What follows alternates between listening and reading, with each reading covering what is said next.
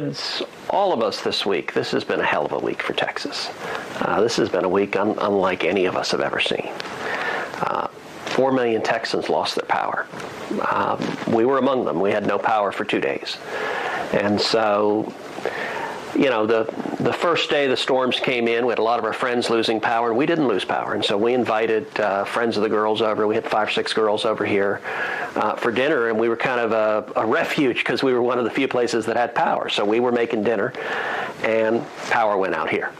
And so we got all these kids here, so we lit candles, got out flashlights, and finished with dinner. We had a bunch of kids spend the night. Power stayed out here for 2 days, so we had no lights, no heat. Same situation Texans all over the state have had. And the first night, we kind of, with the kids, tried to make it through, have some fun, put the kids in sleeping bags, wrapped them up in big comforters to stay warm. We kind of huddled together, played some games, had flashlights, and then it kept going. And then it kept going, and then the water went out. And so we weren't able to have water. And after a couple of days, our girls found out the school was canceled. So we had no school for the rest of the week. And they said, look, let's take a trip. Let's go with some of our friends, and let's get out of here. Let's go somewhere warm. And Heidi and I said okay. And we did. And so we booked a trip. Last night, I flew down with Heidi and the girls and took them to the beach, and then came back this afternoon. And you know, your question, what was I thinking? I was trying to take care of my family. I was trying to take care of my kids, and you know, it has been. It's unfortunate the firestorm that came from it. It was not my intention in saying yes to my daughters to somehow diminish all the Texans that were going through real hardship. And you know, it's frustrating because we've got a crisis that is playing out in the state of Texas, both a natural disaster of 2 winter storms, one on top of the other that fell very closely, but also the disaster of people all across the state who've lost their power. And you know, I got to say, as I was on the plane flying back, there was a woman on the plane who said to me, she said, you know, it's embarrassing for the state of Texas not to have power. And I got to say, it's ridiculous. Right, it is embarrassing and it is ridiculous, but you're a leader, right? You talk frequently about representing Texans, and yet you left while so many of them are suffering. There is outrage that you left, and that you didn't, instead of, you know, I get it, I'm a dad, you want to indulge your kids. Right. But there are a lot of people whose children don't have heat and power. How do you justify leaving in the middle of all this instead of getting out there and seeing what you can do with your hands to help? Well, look, in hindsight, if I'd understood how it would be perceived, the reaction people would have, obviously I wouldn't have done it. It was a mistake. At the same time, look, I mean, I got to admit, I started having second thoughts really as I sat down on the plane, as I started leaving, because I said yes because our kids wanted to do it, and this has been a tough year for kids across the state and across the country. And so school had been canceled. It was something that we could do, and we were trying to take care of our families, which is what millions of Texans are doing. But at the same time, you're right. As a leader, you need to be here, and you need to be here when Texans were hurting, and that's why I didn't feel good about it even as we were heading out. I knew why we said yes, but I was thinking it was a mistake almost from the outset. And then as I saw the firestorm that erupted, that made it even more clear that I needed to be here. And one of the things I really regret, I don't like this being used as a distraction from the real issues, which is, why was our electrical grid unprepared for this? Why were we not able to provide basic heating and light for the 4 million Texans that were forced to lose power, and not just lose power for 10 minutes or a half hour, but many for 2-3 days. But it wouldn't be a distraction if you'd stayed here and said these same things, right? And gotten out in the streets. I agree. So, this is the second time in 6 weeks for very different reasons that people are calling for your resignation. And I know you're not going to resign. I know that's ridiculous. But how do you make it right with the people of Texas? I mean, because you've said before, people should expect more from their leaders. Right? Absolutely. But this is not a distraction, though, right? I mean, but let's be very clear. The angry haters screaming resign, we're at a very divided place in our country where people are screaming vitriol and hate. And you know what? I think that is a sad sign of where we are. I don't do that to other people. You don't see me screaming at people I disagree with that they need to resign. But that's, one of the things. I've been in the Senate now 8 years representing Texas. And during those 8 years, we've had a lot of disasters. We've had really challenging times, from mass shootings to Hurricane Harvey to the explosion up in West Texas. It is amazing to me, over and over and over again, when we face enormous challenges, how Texans come together, how we unify. And I've seen it. It's never more inspiring than seeing how Texans unify in the face of hardship. And one of the things I'm most dismayed about how the last 24 hours has played out is this whole thing has dominated the airwaves instead of focusing on let's solve the problems. Listen, Texans want the power back on. They want the water back on. They want the problems solved. And all of this is distracting from that problem. It wouldn't have been a distraction, right? You acknowledge it wouldn't be a distraction if you were out there helping pour water into jugs for people, or you took your kids to help feed people as opposed to going to Cancun. Well, and one thing to understand is the division of responsibility in terms of where the electric grid is controlled, regulated, operated, which is that it is controlled and regulated at the state level. It's not a Texas is unique in that. Texas is unique in that, but it is not. There is not a federal role in terms of managing the Texas electrical grid. And so, what was my role in doing this? I can tell you at the outset, before these storms hit, I spoke with a meteorologist, a weather expert, who was giving me advice early on that these two storms, one at the beginning of the week, one midweek, coming together would have a massive impact and really be threatening to the state of Texas, do unprecedented damage. And I was concerned enough that I reached out directly to the governor, Greg Abbott, before the storm hit and said, look, this is dangerous, and I wanted the governor to speak with this expert, and they did connect, because I was very dismayed. The projections he was laying out that the state of Texas, we were going to be 30, 40, even 50 degrees below where we historically are, and that it would be on the order of the blizzard of 1899 in terms of the impact of the state. And so that was deeply concerning. Now, the governor's response, he was hearing that same advice from other experts. And so he had already declared a disaster in all 254 counties. And so I joined with John Cornyn in writing a letter to President Biden asking the president to declare a federal disaster in response to the governor's request. And President Biden did so. I'm grateful that the president did so and that he did so quickly.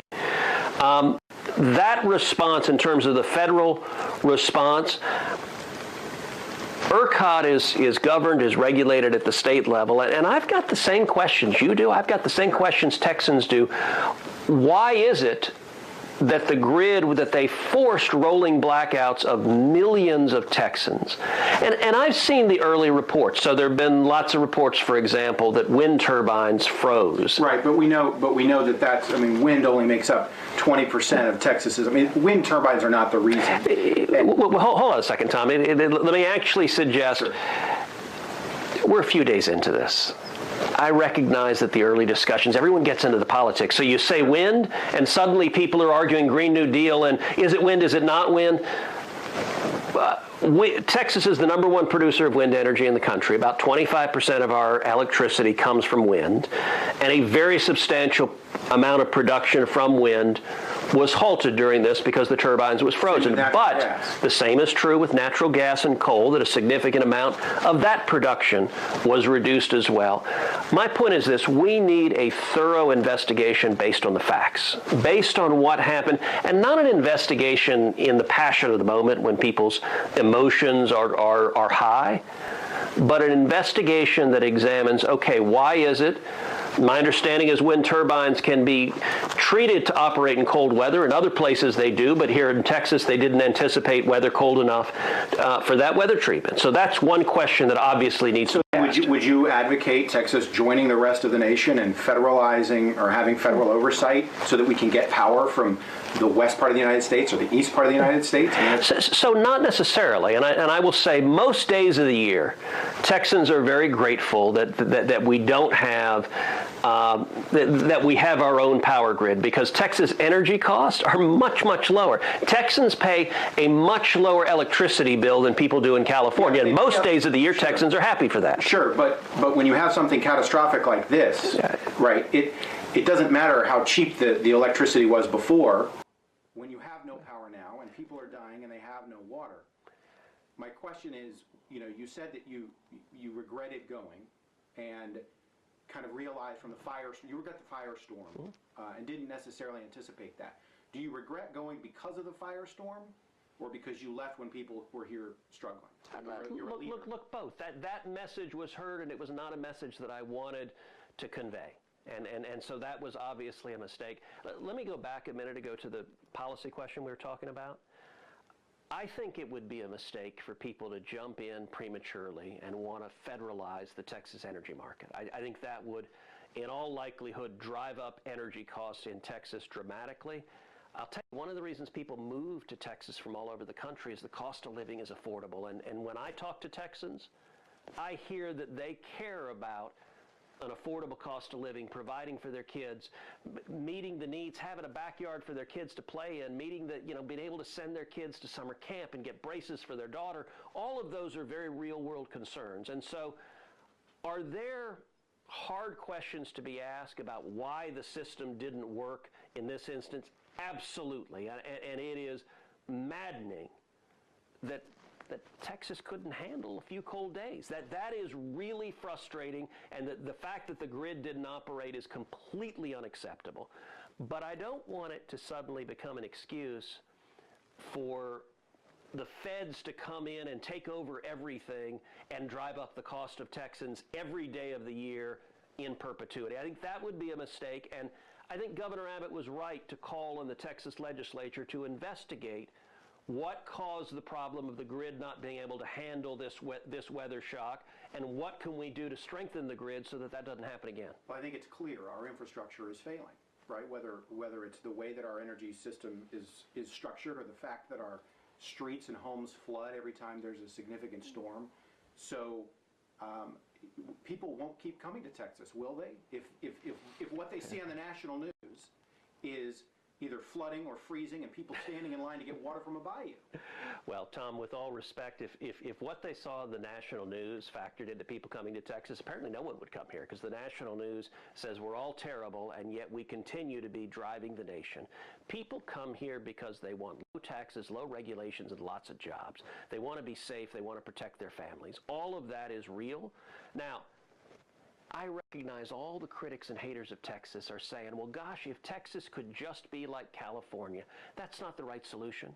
The right solution is for Texas to examine how can we make the grid more stable, more durable, more able to absorb a weather shock like this without cutting off power to Texans. That's what we want, but I guarantee you, Texans also want their electricity bill to be affordable. And if the solution was a bunch of folks from Washington doubling the electric bill of every Texan, that would not be a good solution for the people of Texas. So what is a good solution? Do you off the top of your head, think of a way to fix this? I think we start with a serious fact-based investigation. It's not based on politics. It's not based on all right, where am I on Green New Deal? Do I like wind? Do I not like wind? That's my solution. And you start with a political outcome. That's not what we need. We actually need evidence-based, fact-based examination of what caused, what different energy sources produce the greatest reduction in energy output. Why did it produce that reduction in energy output? What are the steps that can be taken to prevent that reduction in the future? What are the costs of it? We don't want an infinite cost. Maybe not every one of the steps should be taken. Maybe some of the steps are more cost effective than others. That's got to be an examination that looks at, okay, how do we make sure if there is another weather event, and look, the one thing we know about the weather, there will be other weather events. How do we make sure that Texans keep their power in a time of crisis? I want answers to that, and I think the people of Texas want answers to that. So how do you earn back the trust of those who voted for you or didn't vote for you, but who were upset with the fact, at least of the optics, that you left instead of stayed? You know, Tom, candidly, I got to say the press is obsessed with optics. The press, everything. Well, okay. But hold on, let me answer your question. That's fine. I'm just trying to be respectful in the way that I ask it. You know, I mean, a lot of people are just upset with you. How do you make it right? Well, can you? Many of the people who are upset with me were upset with me before we started. There are people on the far left who disagree with me politically, and you know what? That's fine. You're allowed to disagree with someone politically. I wish that more of the angry left, more of the people that scream and yell and filled with hatred, I wish they'd learn to just treat people with civility and respect. Listen, I disagree with Bernie Sanders on just about everything. But I served in the Senate with him. I disagree with Alexandria Ocasio-Cortez on policy after policy after policy. I disagree with Joe Biden. And yet, when I serve with them and work with them, I do so in a way where I treat them with respect and civility. I wish the left could do that. Right now, they're not there.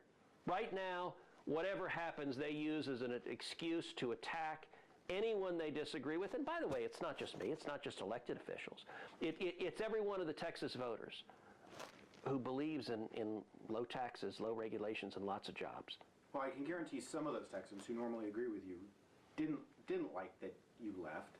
Would you have come back if there hadn't been this outrage on Twitter and elsewhere?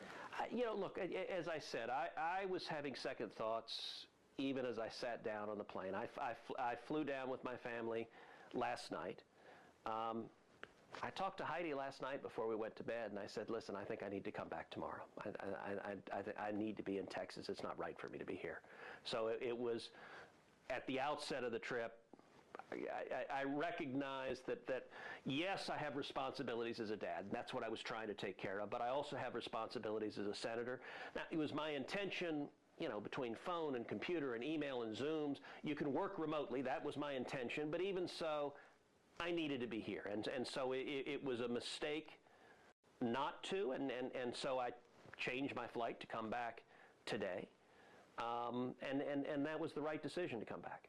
And so then getting back to the last question, how do you make it right? What do you see yourself doing to make it okay with the people, regardless of how they... Because you represent all Texans. Yeah, I represent all Texans. Listen to the haters, the people who scream and yell and curse at you. And by the way, if you pick up Twitter, there are any given minute hundreds of lefties screaming expletives at me. The haters are never going to be solved, and so I don't worry about them. You know, frankly, if that's how you interact with your fellow citizens, you're probably not looking for unity or solving problems together. But I'll tell you, the people of Texas, and you're right, my responsibility is to represent all 29 million Texans, those who voted for me and those who didn't vote for me. And that's a responsibility I take deadly seriously, to work every day for more jobs. The number one priority I hear from Texans they want is jobs, lots of jobs. It's why when you were pressing me back on, wouldn't it be better to be in the national system and regulated by the feds? You know, if the outcome of that is to drive up our electricity prices so it doubles the cost of what Texans pay every month for electricity, that's not a good outcome. We can have a system that ensures the grid is strong but doesn't make energy unaffordable. That's a better solution for Texans. What I fight for is jobs. I fight for the constitutional rights of every Texan, whether you agree with me or not, whether you're on the right or on the left. The First Amendment protects your right to speech, and I will defend your right to attack me because the Constitution protects it. And I fight for the safety and security of every Texan's family. And that's something I've done every day, and it's something I'll continue doing every day to carry out that responsibility. So will we see you out front in the coming days and weeks on this issue? Out front on which issue? Well, I mean, on the fact that nobody has power. People didn't have power. People don't have water. Look, it is ridiculous, and it's outrageous that 4 million people lost power, and lost power for days, lost power, lost heat, lost light. It's absurd, and it was because the system failed. It wasn't, look, we all understand if lightning hits a power transmission line or something and power goes out for one localized area for a region of time. That's something people anticipate, that happens, and then it gets fixed. This was not something like that. This was statewide, and the system couldn't handle what we faced. And I got to say, by the way, a lot of us have, lived further north. I live a lot of the year in D.C. when I'm working there. Frankly, the weather we had in Texas, I talked to a guy today from Buffalo, New York, who was sort of laughing, going, I don't know what you guys are reacting to. We face this all the time. Now, look, in Texas, we don't expect Buffalo, New York. We're not used to. I still remember, I think it was second grade, growing up here in Houston, we had an inch of snow on the ground. And they called off school. I still remember running outside and having snowball fights in Houston when it snowed in second grade. This doesn't happen often in Houston. That being said, that the system couldn't handle this cold in a state as prosperous as the state of Texas, in a state that leads on energy. There's one thing we ought to do right, it's energy. Sure. Texas is the energy capital of the world, and we couldn't meet our basic obligations. That is infuriating. And so I have been calling for accountability on that, and absolutely I will continue to call for accountability on that, for an examination of what it was in the system that led for the grid not to meet the needs of Texans, and how we can make sure this never happens again. Is there anything else you want to say to our viewers or the people watching, who I'm sure will see this on Twitter and wherever else? I think it's good. I think we've covered a lot. Thank you. I appreciate your time. Can I have one question, Senator? Is that okay with you? I think we're done. We're done. Thank you. Tom, good to see you. You too. Welcome. Thanks for making the hike in. You're in the Woodlands? Yes. How's your home doing? Did you have power? We lost power.